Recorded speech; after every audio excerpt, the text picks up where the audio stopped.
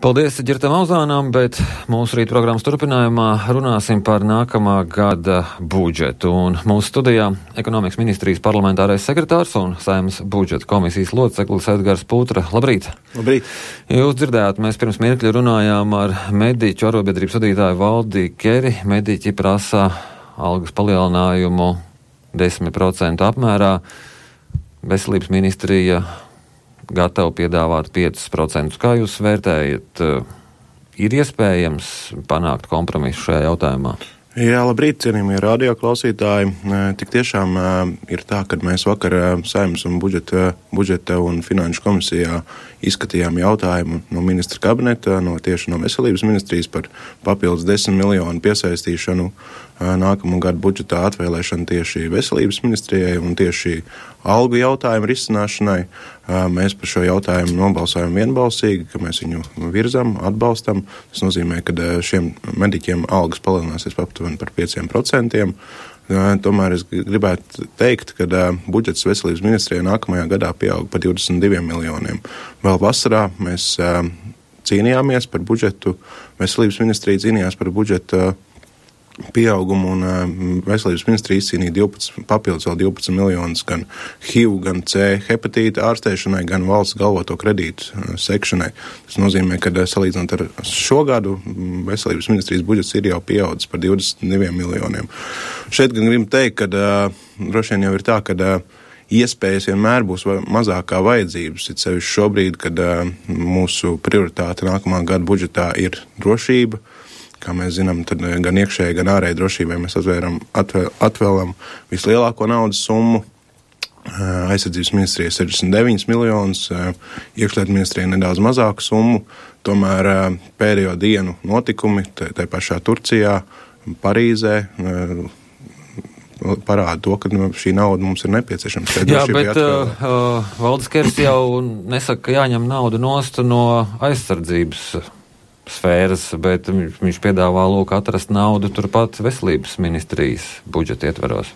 Es domāju, ka veselības ministram ir savs redzējums. Viņš arī iepriekš frakcijas sēdēs ir nācis, valdības sēdēs ir paudis savu redzējumu, ir veicis jau ļoti daudz apjomīgas reformas, kurās ir jau ietaupījis naudu, un es redzu arī, ka šīs reformas daļa gan ir ļoti sabiedrībā, varbūt ne sabiedrībā, bet daļai sabiedrības ļoti nepatīkams, tāpēc arī ir šis presings no mēdīju puses par to, ka varbūt arī nav šie lēmumi tik viennozīmīgi.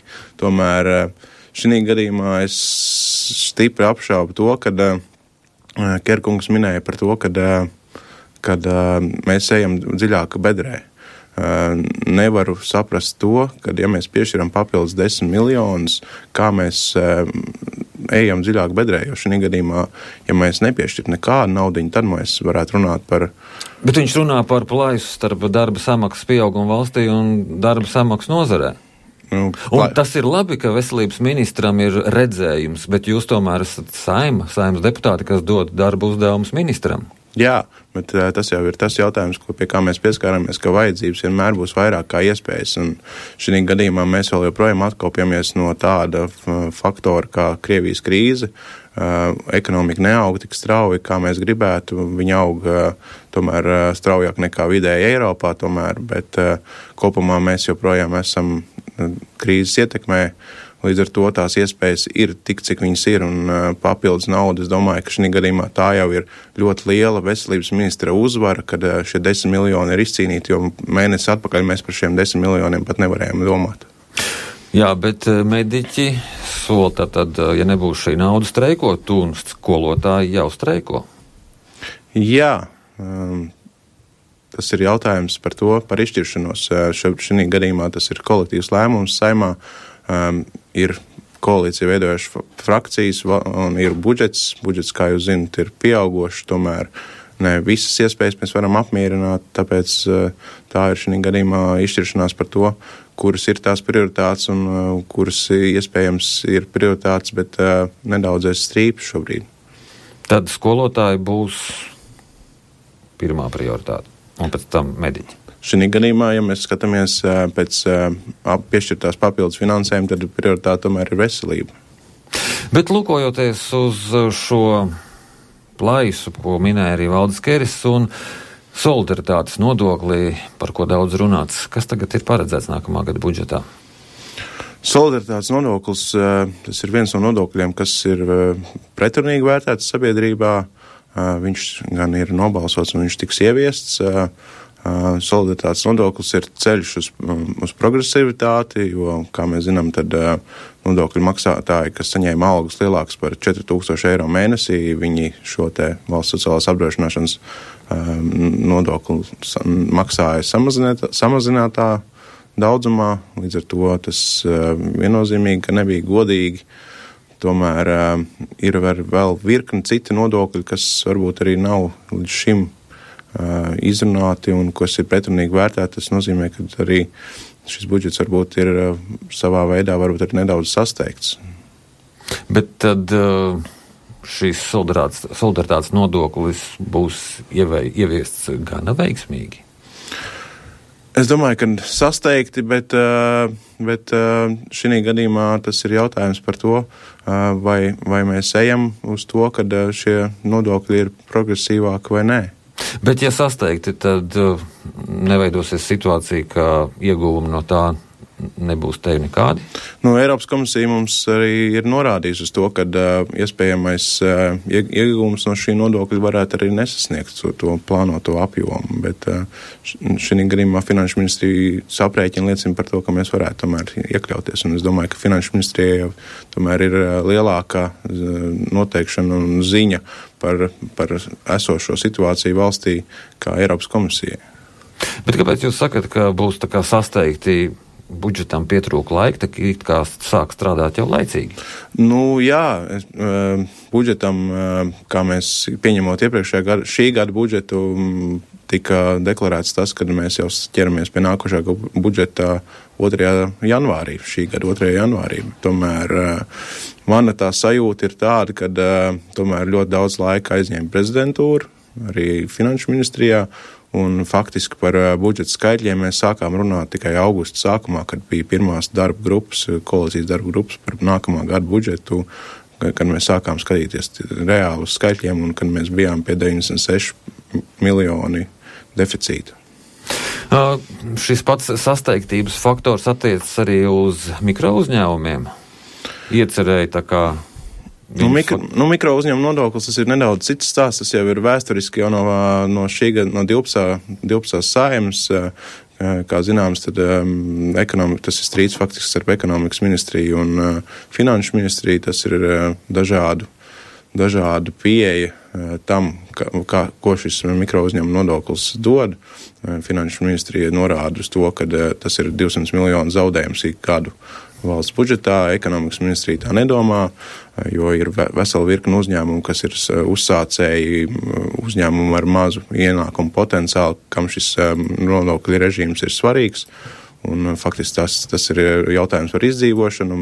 Reizē arī statistika rāda to, ka bieži vien mikro uzņēmumu nodokļu maksātājs samaksā vairāk nekā nodokļu maksātājs, kas arī ir mikro uzņēmums, bet strādā parastā režīmā, tāpēc tas ir jautājums par to, vai -1 ir labāks nekā 0.